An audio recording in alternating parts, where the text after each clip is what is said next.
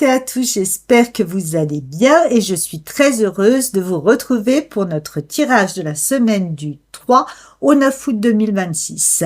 La semaine dernière, les cartes nous invitaient à patienter en nous rappelant que l'attente pouvait être porteuse de belles surprises. Alors, est-ce que ces promesses se sont concrétisées ou est-ce que le meilleur est encore à venir? Eh bien, on va le voir aujourd'hui avec une nouvelle guidance. Je souhaite vraiment vous remercier très sincèrement pour vos likes, vos commentaires et votre soutien. Chaque message, chaque abonnement et chaque partage compte énormément pour une jeune chaîne comme celle-ci. Alors, du fond du cœur, merci. Vous êtes encore peu nombreux à suivre ces guidances et pourtant, si cette vidéo est arrivée jusqu'à vous, ce n'est certainement pas un hasard. Installez-vous confortablement et découvrons ensemble ce que les cartes souhaitent nous révéler pour cette semaine. Alors, nous allons commencer la guidance avec les énergies générales de cette semaine. Et donc, pour ce tirage, j'utilise comme d'habitude le tarot de Marseille restauré par Camoin et Jodorowsky avec uniquement les arcanes majeures. Voyons ce que les cartes souhaitent nous dire cette semaine. La première carte est la Maison Dieu. La Maison Dieu nous parle d'un bouleversement. Elle nous montre que certaines certitudes doivent tomber. Quelque chose venant probablement de l'extérieur, un événement auquel vous allez être confronté va vous inviter à déconstruire un schéma devenu trop ancien. Les cartes suivantes vont nous permettre de comprendre où ce changement va nous conduire. La Maison Dieu, ce n'est pas une catastrophe. Son nom nous parle déjà de protection, puisque vous avez quand même le mot Dieu. Elle nous montre qu'il est temps de prendre une porte de sortie, d'accepter de quitter une situation ou de laisser tomber ce qui n'a plus lieu d'être. Ce qui me touche dans cette carte, c'est que quoi qu'il arrive, vous êtes protégé. D'un côté, par le soleil, représenté par les 19 petites sphères là, et de l'autre par la lune avec ses 18 sphères. Le soleil et la lune, le yang et le yin.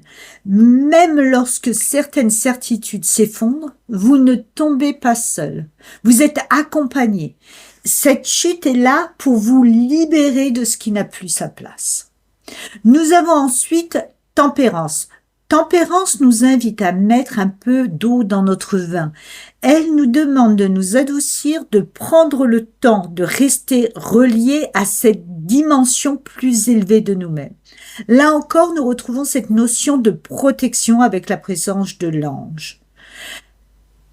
Regardez le fluide qui circule entre les deux vases. Il s'agit du cœur à la raison ou de la raison au cœur. Il circule dans les deux sens. Il ne s'agit pas de choisir entre l'un ou l'autre, mais de retrouver un équilibre. Quelque chose est en train de se réharmoniser en vous. Cette carte, elle nous parle également de stabilité émotionnelle. Le 4 est le chiffre de la stabilité et dans cette deuxième décade des arcanes majeures, puisque nous sommes au 14, cette stabilité s'exprime donc sur le plan émotionnel. L'empereur, le 4, c'est plutôt sur le plan matériel. Ici, nous sommes sur un équilibre émotionnel. Nous avons ensuite le pape. Et le pape nous parle d'un passage. Le 5 est le chiffre du passage, du pont, vous voyez, qu'on a dans le mot pontife. C'est le chiffre du changement et d'une étape que l'on franchit. Regardez la main du pape, elle est posée sur son cœur. Il nous montre le chemin du cœur. Il nous invite à garder confiance, à conserver la foi dans la vie et avancer avec droiture. Il nous parle aussi de transmission. Nous pouvons être un guide, un soutien ou simplement un exemple pour quelqu'un. Il est donc important d'être digne de ce que nous transmettons. Puis nous découvrons le jugement. Le jugement, lui, nous parle de renaissance. Il peut annoncer un appel, une nouvelle, un message, mais il nous parle également de cette voix intérieure qui nous relie au sacré et qui nous invite à devenir pleinement nous-mêmes. C'est une carte de réveil, de résurrection, de nouvelle naissance. Et en dos de deck, nous avons l'ermite. Et l'ermite, regardez son regard. Son regard est tourné vers tout ce tirage avec beaucoup de sagesse. Il est tourné vers les cartes comme si il nous invitait à regarder cette semaine avec recul en nous appuyant sur notre expérience. Il nous demande de regarder le passé avec bienveillance, de comprendre ce qui nous a parfois déstabilisés afin d'en tirer une leçon et de continuer à avancer. Le 9 est le chiffre d'un nouveau cycle. C'est aussi celui de la gestation. Quelque chose arrive à maturité, une nouvelle étape qui est prête à commencer. Donc si je résume ce tirage, ce qui me frappe, c'est d'abord cette présence constante de la protection. Nous retrouvons la protection de la maison Dieu, celle de l'ange de la tempérance, celle du pape qui nous guide sur le chemin du cœur, puis l'ange du jugement qui nous appelle à la renaissance. Donc le soleil et la lune, le yin et le yang, qui étaient donc présents dans la maison Dieu, nous rappellent que même lorsque certaines certitudes s'effondrent, bien nous restons accompagnés. J'ai aussi l'impression que ces cartes racontent une véritable transformation. La maison Dieu vient faire tomber ce qui n'est plus juste. Tempérance, elle apaise, rééquilibre et remet le cœur et la raison en dialogue. Le pape nous aide à retrouver notre direction et à marcher sur le chemin du cœur. Puis le jugement nous invite à renaître dans une version plus juste de nous-mêmes. Et regardez ce détail, les deux disciples du pape font écho au personnage qui renaît dans le jugement. Ce personnage est à la fois masculin et féminin. Il semble avoir retrouvé l'équilibre entre ces deux polarités, entre son yin et son yang, entre sa sensibilité et sa force. Tout cela est éclairé par le regard de l'ermite qui nous invite à transformer notre expérience en sagesse pour avancer avec davantage de confiance vers cette nouvelle étape de notre vie. Alors, nous allons à présent passer à la sphère matérielle, la sphère de nos activités. Alors pour cela, j'utilise l'art de choisir des arcanes d'Abiwen. Donc, voyons ce que les cartes souhaitent nous dire et nous commençons avec le 5 de denier. Alors, c'est une carte qui ne fait jamais très plaisir lorsqu'elle apparaît puisqu'elle nous parle de précarité, de difficultés matérielles, mais aussi de sentiments d'exclusion. Elle montre parfois une période où on a l'impression que rien n'avance, que les portes restent fermées et que les efforts ne sont pas récompensés. Regardez ce personnage, il est replié sur lui-même, il est enfermé dans sa sphère et pourtant autour de lui il y a de la lumière. Mais il regarde la tête baissée et il ne la voit pas, cette lumière. Alors cette carte, elle nous invite aussi à faire attention à notre regard sur la situation. Il est possible que les difficultés soit réelle, mais elle nous demande de ne pas nous enfermer dans le découragement. Le 5 de denier nous rappelle qu'il existe parfois des solutions ou des aides que nous ne voyons pas encore parce que nous nous arc-boutons sur nous-mêmes. Nous avons ensuite le 3 de coupe. Et là, l'énergie change complètement puisque cette carte nous parle de célébration, de partage, d'amitié, de soutien. Oui, il est possible que cette semaine soit un peu tendue sur le plan financier. Nous sommes au cœur de l'été, beaucoup d'entre nous attendent encore certainement la paye et on peut être amené à traverser une période où les dépenses sont un petit peu plus importantes. Mais cette carte nous dit aussi que la véritable richesse peut venir des relations humaines, des amis, des collègues, des proches ou des rencontres qui peuvent nous apporter soutien qui peuvent nous apporter des opportunités ou simplement de la chaleur humaine dont nous avons besoin. Nous avons ensuite le 7 d'épée. Alors, le 7 d'épée nous invite à la prudence. Dans la sphère matérielle, il peut nous parler d'un manque de transparence, d'une personne qui ne montre pas toutes ses attentions, d'une promesse qui n'est pas totalement tenue ou d'une situation où on a le sentiment qu'il manque une pièce là au puzzle. Elle peut aussi nous inviter à faire preuve d'intelligence et de stratégie. Tout ne doit pas être dit immédiatement. Il est parfois préférable d'observer avant d'agir. Et c'est peut-être cette prudence qui vous permettra de dépasser une situation qui aurait pu vous fragiliser.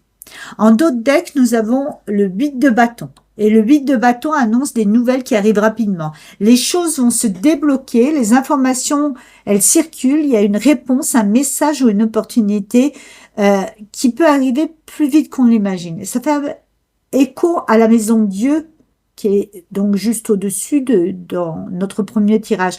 Parce que quelque chose est en mouvement, une situation qui semblait bloquée commence à évoluer. Alors, si je résume ce tirage de la sphère matérielle, ce ne dit pas que la semaine, elle va être difficile, elle dit plutôt qu'elle peut commencer avec un sentiment de manque ou d'inquiétude.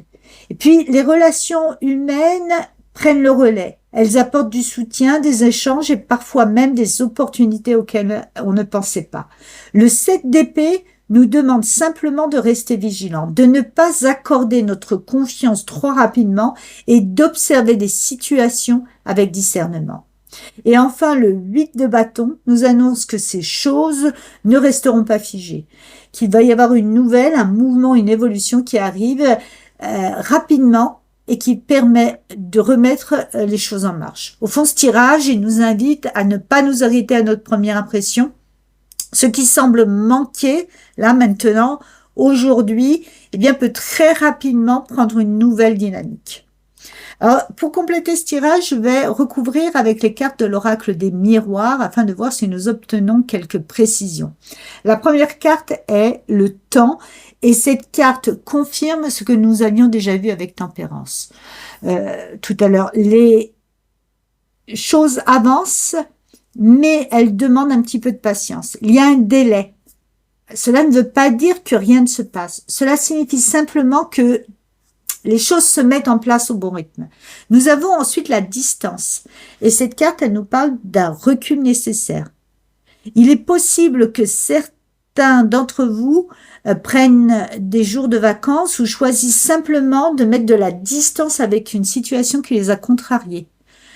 Vous voyez, nous avions le 5 de denier avec ce personnage enfermé dans son découragement, puis ce 7 d'épée qui pouvait évoquer une déception, un manque de transparence ou le sentiment d'avoir été mis de côté. Eh bien, la distance nous demande justement de sortir de cette énergie, de prendre du recul et de laisser retomber les émotions avant d'agir. Et c'est peut-être quelques jours de vacances que vous allez prendre qui vont vous permettre de voir les choses différemment, de recharger les batteries et puis de prendre de la distance avec une situation qui ne vous a peut-être pas plu. Et en dos de deck, nous avons l'amour. Et cette carte, elle vient adoucir l'ensemble du tirage. Alors, nous sommes dans la sphère matérielle ou des activités, mais cette carte nous rappelle que tout ne se mesure pas en argent ou en réussite professionnelle. L'amour peut être celui de nos proches, celui de nos amis, celui que nous mettons dans ce que nous faisons, ou simplement cette capacité à rester dans une énergie de bienveillance malgré les difficultés. Alors, si je rassemble maintenant l'ensemble des cartes, j'ai l'impression qu'elles racontent la même histoire, puisque quelque chose a pu vous décevoir, vous contrarier et vous donner le sentiment d'être freiné. Peut-être avez-vous eu l'impression qu'une personne n'a pas été totalement honnête avec vous ou qu'une situation n'était pas juste. Mais le 3 de coupe vous rappelle que vous n'êtes pas seul. Il y a des personnes de confiance qui sont présentes autour de vous. Elles peuvent vous soutenir, vous conseiller ou simplement vous redonner le sourire. Le temps nous demande de patienter, la distance nous invite à ne réagir avec recul pas sous le coup de l'émotion. Et dans l'huile de bâton, on nous annonce que les nouvelles vont finir par arriver. Et elles vont permettre de se remettre en mouvement. Et finalement, la dernière énergie qui reste, c'est l'amour. Comme si les cartes nous disaient, cette semaine, votre plus grande force, ça ne va pas être de continuer à lutter davantage, mais de rester fidèle à vos valeurs, de garder le cœur ouvert et de continuer à avancer avec confiance. Finalement, ce tirage est beaucoup plus apaisant qu'il n'y paraît au premier regard.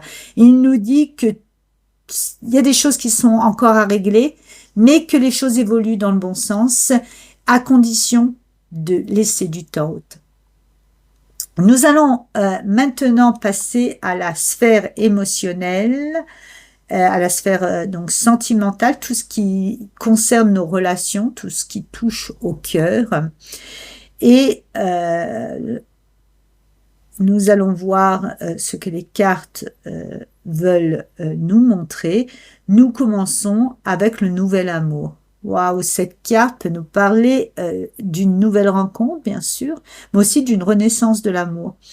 Une relation peut prendre un nouvel élan, retrouver de la fraîcheur ou ouvrir un nouveau chapitre. D'ailleurs, cela fait écho au jugement que nous avions tout à l'heure, cette carte de la renaissance qui se trouve juste au-dessus. Et on retrouve cette énergie-là dans la sphère affective. Finalement, cela rejoint aussi le dos de deck de la sphère matérielle, avec la carte de l'amour.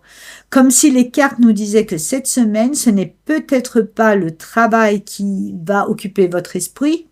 En même temps, nous sommes au début du mois d'août, beaucoup d'entre nous sommes en vacances, où on lève un petit peu le pied. L'énergie semble naturellement se tourner vers les relations et les sentiments. Et nous avons ensuite la relation saine. Regardez cette carte, c'est vraiment le green flag, le drapeau vert. Les cartes nous disent, allez, vous pouvez y aller. Cette relation est construite sur des bases saines. Elle inspire la confiance, le respect, la sérénité. On est loin des rapports compliqués ou des jeux de pouvoir. Arrive ensuite la carte du succès. Et encore une fois, les cartes confirment ce qu'elles nous disent depuis le début. Cette relation a de très belles perspectives. Elle peut évoluer favorablement. Les énergies sont alignées et les cartes vous encouragent à avancer avec confiance. Et le dos de deck, nous avons la rencontre magique. C'est génial, quoi. Regardez, vous avez cet arc-en-ciel, cette colombe qui unit les deux personnages.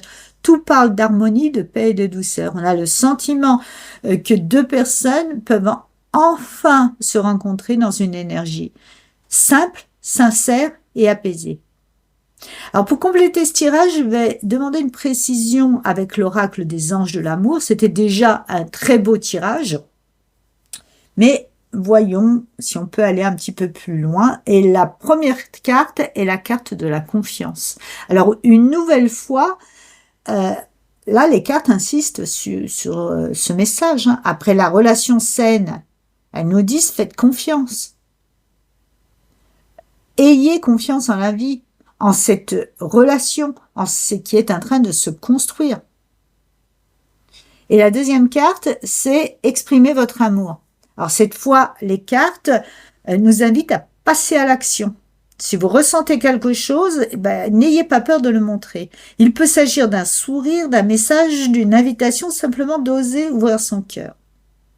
Et le dos de deck nous montre garder l'esprit ouvert.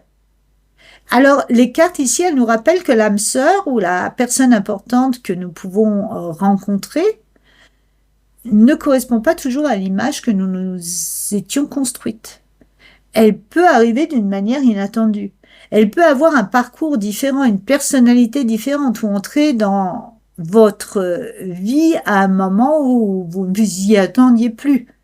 Les cartes vous invitent donc à laisser de la place à la surprise et à accueillir ce que la vie souhaite vous offrir. Donc, si je résume ici le tirage de la sphère sentimentale, je vois un seul message. Hein. Les cartes, elles parlent d'amour, elles parlent d'une relation qui commence ou qui renaît, elles parlent d'une relation saine, construite sur la confiance, elles parlent de réussite, elles parlent d'une rencontre qui peut avoir quelque chose de magique, et elles nous demandent simplement deux choses: faites confiance et osez exprimer ce que vous ressentez. Donc, les cartes vont exactement toutes dans la même direction. Elles se répondent, elles se confirment et elles nous encouragent à ouvrir notre cœur avec confiance, tout en gardant l'esprit suffisamment ouvert pour accueillir une belle surprise que nous n'avions peut-être pas imaginée.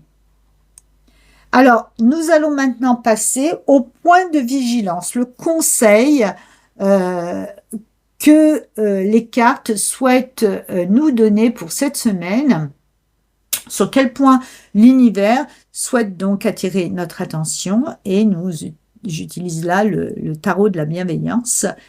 Et la première carte est donc le 10 de feu. Cette carte nous parle d'une période où l'on jongle avec beaucoup de choses à la fois.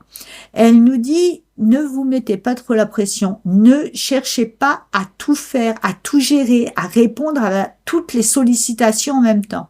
Le feu représente l'action, le mouvement, l'énergie que nous mettons dans nos activités. Et ici, les cartes, elles vous invitent à lever un peu le pied. D'ailleurs, le message fait écho à ce que nous avons vu depuis le début de ce tirage, parce que Tempérance nous demandait de ralentir. Le temps nous invitait à patienter. La distance nous encourageait à prendre du recul. Et maintenant, le 10 de feu nous dit de ne pas nous épuiser. Il y a également autre chose, c'est que le 10 est le nombre de l'accomplissement. Il montre qu'un cycle arrive à son terme. Vous avez déjà beaucoup donné, beaucoup porté, beaucoup assumé. Les cartes, elles vous disent qu'il est temps de déposer une partie de cette charge et de ne plus croire que vous devez tout porter seul. Et en d'autres decks, nous avons l'ermite. Décidément, lui aussi revient nous accompagner cette semaine. Donc ici, vous avez une représentation avec, vous voyez, toutes ces clés suspendues, comme si les solutions, elles sont là. Il n'y a pas qu'une seule clé, il y en a plusieurs. Il faut prendre le temps de regarder. Encore faut-il aussi prendre suffisamment de recul pour choisir celle qui ouvrira la bonne porte, en tout cas celle qui nous correspond le mieux. L'ermite nous rappelle que les meilleures décisions ne sont pas toujours celles que l'on prend dans la précipitation. Elle nous invite à observer, à réfléchir, à écouter notre sagesse intérieure avant d'agir. Donc, si je résume le conseil des cartes, c'est assez simple. Hein. Vous n'avez pas besoin d'accélérer. Vous n'avez pas besoin d'en faire davantage. Vous avez surtout besoin de ralentir, de reprendre votre souffle, de faire confiance au temps et de regarder votre situation avec suffisamment de recul pour choisir en toute conscience la clé qui vous permettra d'avancer dans la bonne direction. Alors, nous allons maintenant passer au coup de pouce de l'univers. Qu'est-ce que l'univers va mettre sur notre chemin cette semaine pour nous aider à avancer? Et nous commençons avec le magicien. Alors, très belle carte à cet emplacement, parce que le magicien nous dit qu'il va y avoir de la magie dans l'air. Regardez comme cette carte, elle fait écho à la rencontre magique que nous avions juste avant. Et c'est pas à hasard. Le magicien nous rappelle aussi que nous avons déjà en nous toutes les ressources nécessaires. Tous les outils sont là. Au moment où vous en aurez besoin, vous trouverez les bonnes paroles, les bonnes idées, les bonnes personnes ou les bonnes solutions. Comme si l'univers venait mettre sur votre chemin exactement ce dont vous avez besoin au bon moment. Et puis, vous avez ensuite la carte de la transformation. Et cette carte, elle me fait penser au jugement que nous avions tout à l'heure. Ce n'est pas la même carte, mais on retrouve cette idée de renaissance, de changement, de résurrection, de passage vers quelque chose de nouveau. Alors peut-être qu'une rencontre, des retrouvailles ou une conversation importante vont transformer votre façon de voir les choses. Peut-être aussi que vous allez simplement vous autoriser à vivre vos émotions différemment. En tout cas, il y a quelque chose qui change profondément. Et en dos de deck, nous avons la reine d'eau. Et elle nous donne la clé de tout le tirage. La reine d'eau nous invite à accueillir nos émotions, ne pas les retenir, pas chercher à contrôler la tout en permanence, laisser circuler. Ça me fait penser au fluide de tempérance que nous avions en début de guidance. Ces émotions ont besoin de circuler comme cette eau qui passe d'une jarre à une autre. Et cela fait aussi écho à toutes les cartes de la sphère sentimentale. Nous avions la relation saine, nous avions la confiance, nous avions cette invitation à exprimer votre amour. Tout semble aller dans la même direction. Les cartes nous disent « Faites confiance à ce que vous ressentez. Écoutez votre cœur, accueillez vos émotions. Et si vous sentez que le moment est juste, eh bien, osez vous exprimer. » Parce que, bien sûr, si vous ne faites rien, si vous gardez tout pour vous, les choses pourraient ne jamais évoluer. Le coup de pouce de l'univers cette semaine, c'est peut-être justement de vous donner le courage d'être pleinement vous-même, d'être authentique, de laisser la magie opérer et d'accepter cette transformation qui semble déjà en train de commencer. Quand je regarde l'ensemble de ces cartes, j'ai vraiment le sentiment que l'univers ne vous demande pas de devenir quelqu'un d'autre. Il vous invite simplement à laisser tomber ce qui vous empêchait d'être pleinement vous-même. Et c'est peut-être là que réside la véritable magie de cette semaine. Alors, nous allons terminer ce tirage avec l'art de penser des arcanes d'Abiwen. Donc, c'est un tarot qui s'appuie sur les citations des grandes figures de l'humanité pour nous ouvrir une piste de réflexion, nous aider à approfondir le message des cartes ou parfois simplement confirmer ce que nous avons déjà vu. Et nous découvrons l'as de feu. Donc, regardez ce personnage qui tient un gland dans sa main, accompagné de cette citation de Ralph Waldo Emerson, « La création d'un milieu de forêt est contenue dans un seul gland ». Et je trouve que cette phrase, elle résume bien le tirage. Parce que j'ai l'impression que quelque chose de très précieux est en train de naître. Il peut s'agir d'une rencontre, d'une relation qui renaît, d'un lien qui se construit, ou même d'une nouvelle manière d'aimer. Ce n'est peut-être encore qu'un gland, quelque chose de discret, de fragile, de tout petit. Mais les cartes nous disent que son potentiel est immense. À vous maintenant de prendre soin, de l'arroser, de le faire grandir, de lui laisser la possibilité de devenir cette forêt dont nous parle Emerson. Et en dos de deck, nous avons le 6 de coupe avec cette citation de Marcel Proust. Le souvenir des choses passées n'est pas forcément le souvenir des choses telles qu'elles étaient. Et cette carte, bien sûr, elle nous parle de nostalgie. Elle nous rappelle que notre mémoire embellit parfois le passé. Nous pouvons être tentés de comparer ce qui arrive aujourd'hui à ce que nous avons vécu hier. Et les cartes, elles nous invitent justement à ne pas idéaliser ce qui est derrière nous. Gardons les beaux souvenirs s'ils nous réchauffent le cœur, mais ne les laissons pas empêcher une nouvelle histoire de commencer. Parce que tout ce tirage nous parle du présent et surtout de l'avenir. Si je résume cette guidance, j'ai le sentiment qu'elle raconte une seule histoire. Au début, un événement, une situation vient bousculer certaines certitudes. Vous avez peut-être eu le sentiment d'être freiné, isolé ou même déçu. Les cartes vous invitent alors à prendre du recul, à ralentir, à laisser le temps faire son œuvre et à regarder tout cela avec la sagesse de l'ermite. Vous avez les clés, vous avez les ressources, c'est pas nécessaire de forcer les choses. Puis progressivement, l'énergie change, les cartes s'ouvrent vers l'amour. Elles nous parlent d'une nouvelle relation, d'une relation qui renaît. Elles vous parlent de confiance, de relations saines, de réussite, de rencontres magiques. Le magicien vous rappelle que vous possédez déjà tout ce qu'il faut pour accueillir cette nouvelle étape. La reine d'eau vous invite à laisser circuler vos émotions et à les exprimer. Parce que bien sûr, si vous ne dites jamais ce que vous ressentez, il devient difficile de donner une chance à cette histoire d'exister. Et enfin, l'as de feu nous rappelle que ce qui est en train de naître aujourd'hui possède un potentiel immense. Ne regardez pas simplement ce que c'est aujourd'hui, regardez aussi ce que cela peut devenir demain. Quant au 6 de coupe, il nous rappelle une dernière chose. Le passé fait partie de nous et nous construit, il nous enseigne, mais il n'a pas vocation à remplacer le présent. Gardez vos souvenirs dans votre cœur si vous en avez envie, mais tournez votre regard vers ce qui est en train de naître. C'est là que les cartes vous invitent à aller. J'espère que cette guidance vous aura parlé.